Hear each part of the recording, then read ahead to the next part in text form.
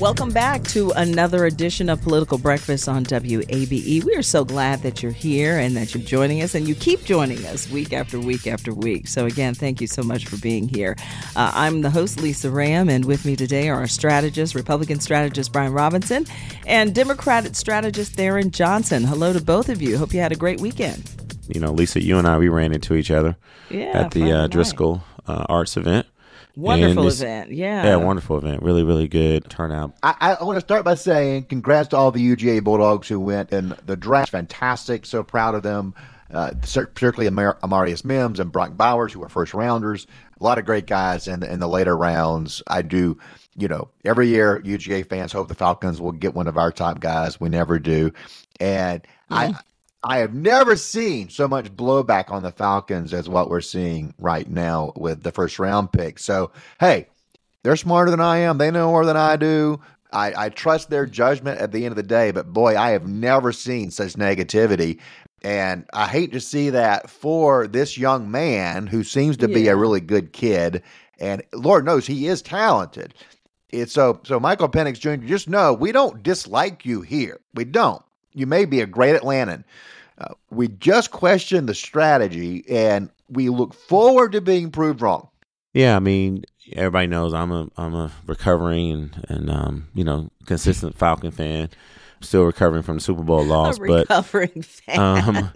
No, when I saw the pick, and we talked about this on Friday, B-Rob, I had the same reaction most people. Like, why are we going to get a quarterback when we just spent $180 million on Kirk Cousins, who, by the way, I believe will do well. But, as I thought about it over the weekend, I think it was a business decision. I mean, you get him in a rookie contract. Yeah. You needed a backup. We lost two of our quarterbacks. But you're absolutely right. Let's welcome this young man to Atlanta. It's not his fault his name was called. Not his fault at all. And Kirk is considered more like a veteran at this point, right? I mean, they're paying him big dollar to perform for, how long? And they're getting this next guy ready, I think. Yeah. Kirk's had an Achilles tear, which is hard. Yeah, I mean, I was telling some folks, I have a bunch of friends that have actually tore their Achilles, and they've never been the same since. But, the NFL has this wonderful technology, this medicine, these great programs to get them back. So, no, let's welcome this brother to the city. I think it's not, again, he went, just seeing him around his family was good. And then ultimately, I think the Falcons did make some good defensive picks. If you look at their draft in its totality, they picked up some defensive players from Clemson, UGA, as B-Rob mentioned, and some other folks. And so I think we're going to have some good talent. I feel really good about the season. Yeah, what a moment it was for him. So I hate to see him robbed of that because of all of this talk. But it'll pan out, I'm sure. I'm sure there was some method to the madness behind that pick. Vice President Kamala Harris is in town. She's here to talk about the economy. Don't know what she's going to say specifically just yet, but how important is this visit? Tharon, I'll start with you.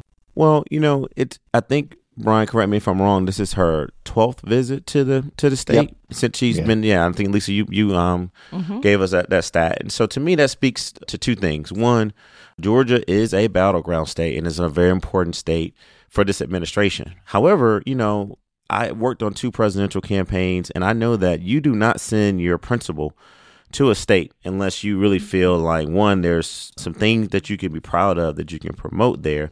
And then 2, I think it's a state that she wants to talk about a lot of things that they've been focusing on this administration. But this event specifically is targeted to ways that Joe Biden is working to improve the economic opportunities for Black men. Let's just be very specific.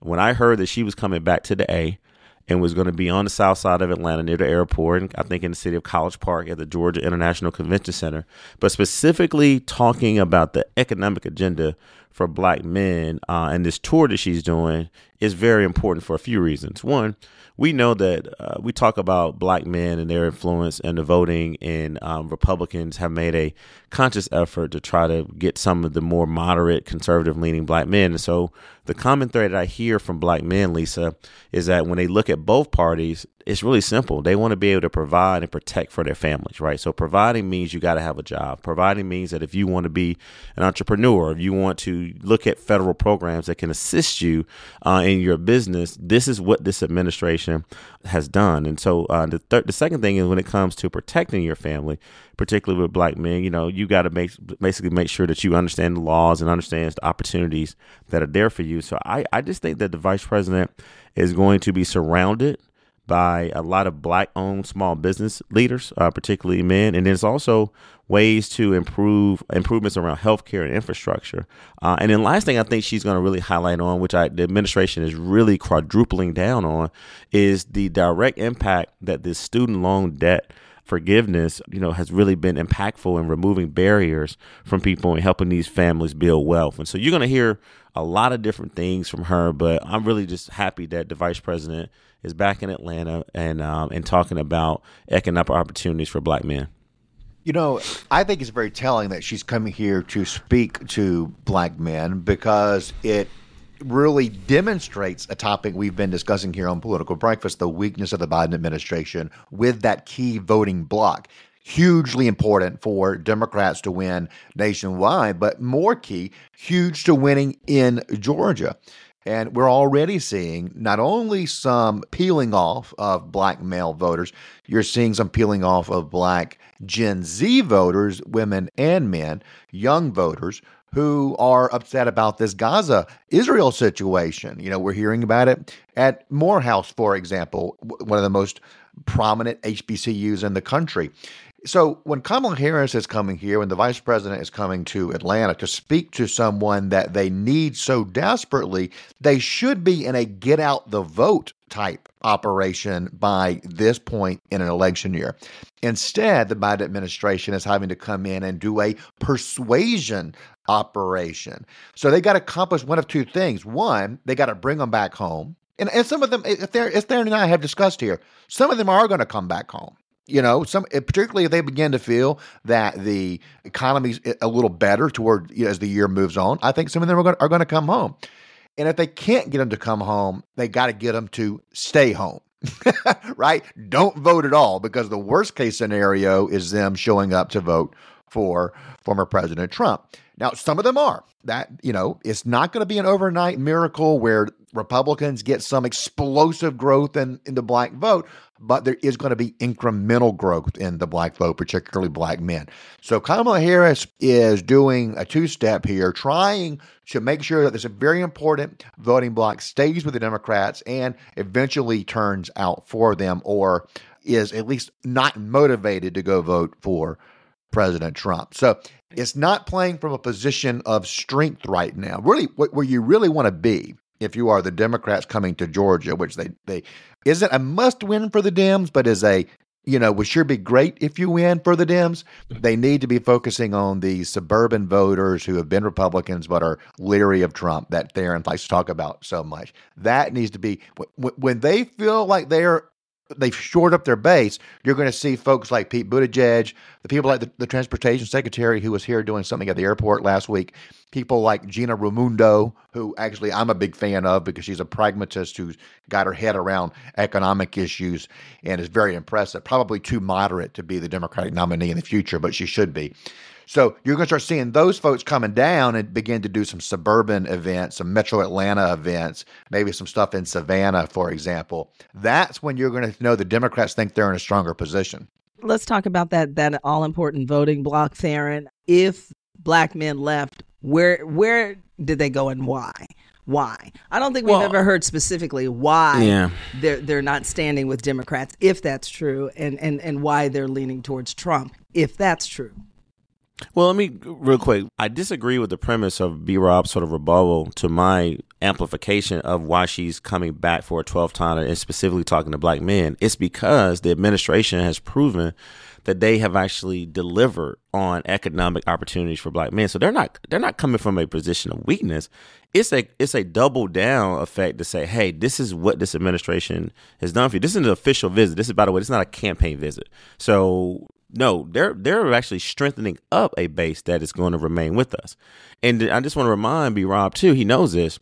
We had Secretary of Transportation, we had the Secretary of Labor, and we also had Tom Perez in town last week in Georgia and was in DeKalb County at the Hillendale Emory Hospital talking about how the money that the administration has brought to Georgia, how it's impacted that hospital. And also he was on the Atlanta Beltline with the mayor.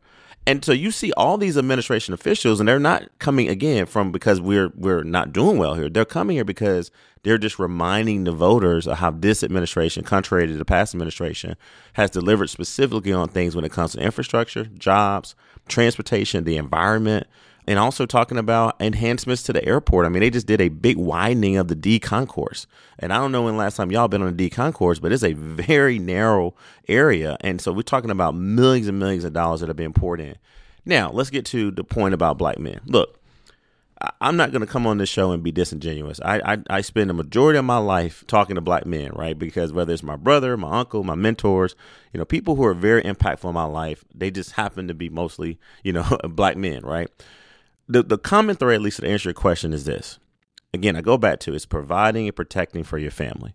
And I think if you look at this economy, I had a good friend of mine who's African-American male, and he was talking all this Trump stuff. And it's not that he's against President Biden. He just likes that Trump tells it like it is. Okay, well, tell me other than, him being a loudmouth and kind of obnoxious and tell you like it is that you would even consider voting for him. And the first thing out of his mouth, is going to be the economy, right? Well, okay, give me your app. Give me your phone, sir. Go to your E-Trade app. Oh, I see you just been browsing through all day long. I'm looking at your stocks. Man, you're doing pretty well, brother. You got some green. You ain't got no red marks over here. So once I did that, Lisa, I said, okay, if it's truly about the economy and you maybe just like Trump because he tells it like it is, but how are you going to be against Biden when, I'm looking at your E-Trade app and you up. And that kind of redirected his sort of reasoning. And so, look, there are men out there, particularly black, that will talk that smack up until the election, but they will eventually come home.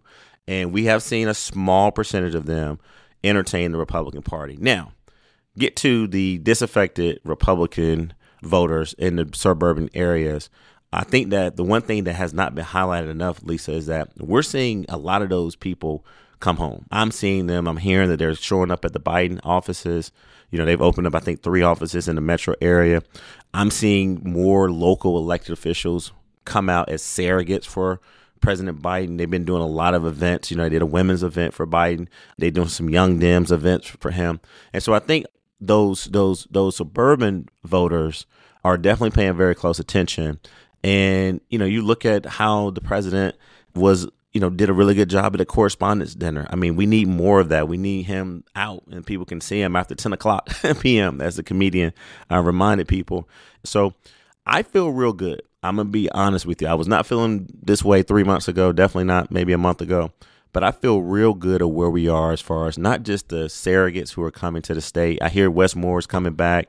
I think the president will be doing the commencement. I'm sure he'll be back even after that. And so we're getting the attention we need, and the record of success for this administration is being highlighted. Yeah, you touched on this a little bit, Brian. It's been a divisive time on college campuses nationwide as demonstrators are gathering to protest against the Israel-Hamas war. And I think, Tharon, you said you got wind that there might be some protesting with the vice president's visit. What are your thoughts on what's happening at the college campuses, specifically Morehouse, Emory? Within our lifetime. Within our lifetime. There is only one solution. There is only one solution. My thoughts on it are nuanced based on how we approach it. When it comes to these protests that are violent, where they're breaking through police lines, where they're being told they can't be on private property and that they're staying anyway, that is completely unacceptable. Those people need to be arrested. Any faculty members, any staff members who are engaged in behavior that the university has said is unwelcome need to be fired. Let's make a statement. Let's get rid of these people who are not following campus rules. The state Democratic Senate caucus last week put out a statement on Emory's protest saying, the protesters are part of a long-held American tradition and we need to respect that, without acknowledging the violence that they were engaging in. And I think that they're missing the mark here. That is not what Georgians sitting at home watching this on the news are thinking, oh, this is great. This is peaceful protest. It doesn't look like peaceful protest to people who are watching it. And even though those people are probably speaking to a sentiment that is more broad than what you're seeing at these protests, their actions are hurting their cause. And they're also severely splitting the Democratic base. We don't know how big it is. I don't think that those people who are mad at Biden because of this are going to feel comfortable going to Trump necessarily, because Trump's been very pro-Israel, even though he has the split with Netanyahu as well, even though he too has said that Netanyahu probably needs to turn it down a notch when it comes to execution of this war. But those folks, if they are mad with Biden enough that they stay home, that they don't engage in the political process, they just engage in the protest process, that's going to be a problem for the Democrats this year, because, Republicans are split on Ukraine. You definitely saw that in the vote a week and a half ago, but you don't see Republicans out in the streets protesting it. You don't see them turning their back on Republican leaders and shouting them down. The people shouting down the Republican leaders were those folks at Columbia University shouting down Speaker Johnson. So it's not Republicans who are as publicly split, as viscerally split as Democrats are on this issue. And I want to circle back to one quick point in reference to dig in a little bit on something Tharon said. The Biden problem with black men isn't the guy with the E-Trade app, because Tharon's right. That guy's doing fine, right? If you are one of the 50% of Americans who are in the stock market, your views are probably a little bit different. When you think about the economy, you may describe it to a pollster as, I'm concerned about the economy. Whereas that 50% that's not in the stock market is going to tell a pollster they're concerned about inflation or the cost of living. It's a different perspective based on your economic circumstance. And for now, it's that group of folks who feel squeezed, those people who are wage earners, whose wages haven't maybe kept up with the cost of gas and groceries, etc. So that's going to be the place where Biden is fighting. It's these working class voters, much more so than professional white collar voters, if that's a term that's still used anymore. I don't know. But a lot of those white collar voters have gone dim and they're going to stay there, and they're very dependable voters. It's that working class voter that Biden's got to keep his eye on. What is your take on the bigger picture of these protests, specifically when it comes to, let's say, Morehouse, where students and faculty want Biden's choice as the graduation speaker reconsidered? So, Lisa, what's really going on here in Georgia is something that we knew was going to happen. We've been saying on this podcast, if you look all around the country, these protests have been going on at these different universities. I think when I watched Meet the Press on last Sunday, I think they were like a screen where you saw 6 universities, predominantly white institutions, where these protests were happening. And all of them were sort of led to some type of, I don't want to use the word violence, but some of them were violent, let's be clear. But some of them definitely, all of them were disruptive. I think that's a better way of describing it. So let's break this down in 3 parts. Let's talk about Emory. I knew that the minute that the governor came out about a week or so ago and sort of said, hey, if this type of behavior that we're seeing at other colleges and universities happen in Georgia, and if you become violent, if you threaten students, if you do all these things that we had saw happening, then we will arrest you in Georgia, right? So that to me laid down the premise of what we saw at Emory. All right, fast forward. What I truly believe is this. Republicans want to basically make this into a partisan issue. And the October 7th event was one of the most tragic murders of innocent people, an attack on Israel. It's one of the most horrific things that I've seen. I think I mentioned this on this podcast. I had a chance to see video footage of innocent Jewish people being killed by Hamas. There was no warning. There was no peace. It was just coming in on a sneak attack and killing these people. And I am very, very pro-Israel. And I have a lot of friends who are deeply impacted by this. And I try to talk to them at least weekly now to see how they're doing. All right, so let's fast forward to the response. The Jewish people I talk to, Lisa, they say, hey, the response to the war in Gaza, when I mean by response, Israeli people responding to Gaza and Hamas, is a nonpartisan issue. We should all be united towards that, right? But what Republicans are trying to do is say, oh, the Democrats are not doing enough. Oh, because 1 or 2 to 3 Democrats side with the Palestinian people, now we have a sort of a big issue. And don't get me wrong, I'm not going to ignore it. There were a lot of Jewish people who did not feel that Democrats responded swiftly and aggressively enough. But I would tell you, every single person I talk to now are where the president is. And that is, let's figure out a way to deal with this humanitarian crisis that's going on in Gaza. Yes, people have definitely talked about Prime Minister Netanyahu and maybe toned it down. But at the same time, the focus has been on getting Hamas. All right, so let's bring it to Emory's campus. Emory knew it was coming. Emory is a place where you have a progressive amount of professors, a progressive amount of students. And I do not condone in any way any students being threatened, particularly the attacks and the threats that we saw by people being so radical to Jewish students not being able to come to campus. I think that happened in Columbia where they had to actually take online classes. So the incident at Emory was an unpermitted, unlawful event, right? And they knew that when they had the encampments and they asked them to be removed, and we saw what happened. It became very, very aggressive. You saw professors being arrested. You saw students being arrested. And you also, and we have to be very honest, we saw people who are not students there be arrested as well. What I would encourage Emory to do, and Morehouse, which, by the way, they're not a part of the university system of Georgia, is to designate a zone on the campus where people, if they want to file a permit, if they want to file the necessary paperwork to come and protest peacefully, then they should do so. So to me, this is not going to be the last protest at Emory, and I guarantee you there's going to be more at these universities that we have in Georgia. Now let's get to Morehouse. Now, the Morehouse response, Lisa, when we first heard it, look, I was a student at Clark Atlanta University. I remember hearing seniors going out. They always kind of like either cheered or complained about who their commencement speaker was, right? And so that happens.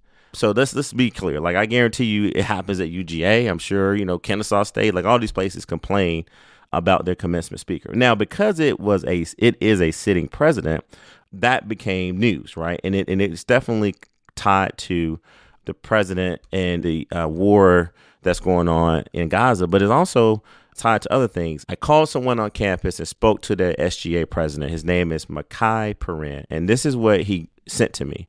And I'm just going to kind of summarize a quote that he kind of put out to the media. But he said, basically, our expectations from the Biden administration is the same as any in the near future. That is, we are acutely aware of a society that is being overwhelmed with inequality and discrimination. We want no less than material to address these concerns in a pragmatic mediation. We want an equitable society and a world that promotes the dignity and respect of all peoples, regardless of their race, ethnicity, nationality, gender, or sex, or et cetera. So to me, Lisa, that is not just where we don't want the president to become, or we're going to push back on him because we have some students at our campus who want to protest his support of Israel or the war that's going on in Gaza. They're basically saying, hey, when you come to our university, the same thing we said to Wes Moore, who was their past commencement speaker, the same thing they said to Robert Smith, the same thing they said to Barack Obama, is are you going to be able to address some of these issues? Now, the other thing is that, look, these are students. I was that 19 to 20-year-old who probably, do I want to, 2 older guys that I have to choose for president to be my commencement speaker? Maybe, maybe not. But out of the respect of the office of the president, I don't think you saw as much disrespect as it was reported in the media. But what I want to applaud Morehouse of doing is actually having a meeting and giving the students and the faculty and staff to have a conversation. And so this is what I believe is going to happen at Morehouse. I think the president is going to come here and he's going to make a good speech. And it's an opportunity for the president to address those issues that this young man pointed out in his statement. And yes, you're going to have some silent protests. You're going to have some nonviolent protests. That will happen. But ultimately, if the president does what I think he's going to do, and if Morehouse stands up and be Morehouse men, like I know they are, you're gonna see them not go away from what they said, but they're going to give the president an opportunity. And I think this speech is going to be a turning point in this campaign, hopefully in a good way for the president, because he will be able to address these issues that directly impact black young men, this Gen Z, as B-Rob likes to refer to them. But also, I think it's going to be a bigger speech that hopefully will go viral and we'll talk about some of these issues that directly affect not just the black community, but we as Americans in its totality. So And then Morehouse needs to do the same thing as Emory. They need to get a zone, get an area that's designated, be very specific with these student groups and outside groups. If you want to protest, here's the process. You can do it peacefully. But the minute you become destructive, the minute you become violent, then we're going to have to remove you from the campus. Yeah. Brian, in your opinion, how will all this reverberate in November? I think it could be very telling because I think we will see how much of a split there is in that Democratic base by what happens there on the Morehouse campus. It can be indicative of broader societal movements. And Tharon may be right. I defer to him as far as what's going to happen on an HBCU campus, particularly one at Atlanta University Center where he's an alum of Clark Atlanta. I could see a quiet, nonviolent protest. If there is something, however, more disruptive or he's shouted down, that's going to be the moment that goes viral. And that is sort of the balance that the president and his team have to strike because they can go and get a political victory. They can go and show an enthusiastic response from an important part of their base in the state of Georgia. But they could also have a moment that crystallizes to a broader national audience that there's this deep divide there. I don't know what's going to happen. I don't pretend to know. I just know that if I'm his staffer, that's what's on my mind. How do I avoid that bad viral moment, that bad optics of being shouted down, maybe people holding up Palestinian flags or with inflammatory signs that are held up with you have blood on your hands. These are some of the things I've seen at these protests. That could be problematic. But hey, this is campaign season, baby. This is where the rubber hits the road. You got to go out there. You got to take some risks, and that's what's playing out here. He's going to take a risk by going to do it potentially, maybe not, but potentially, and we'll see how it goes. I mean, Republicans will be watching.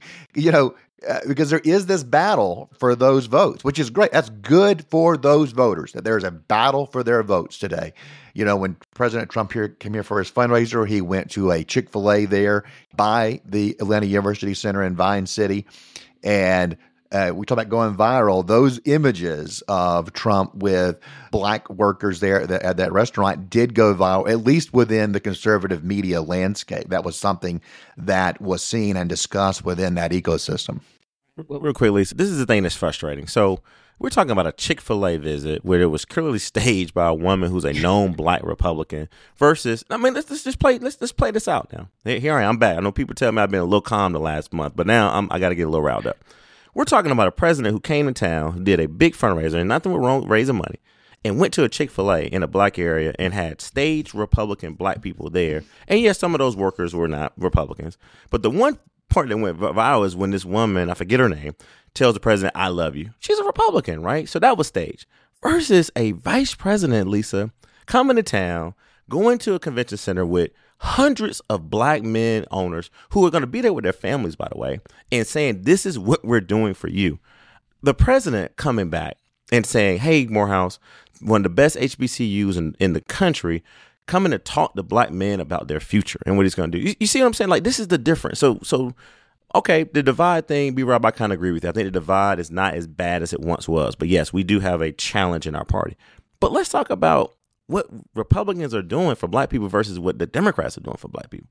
It's apples and oranges.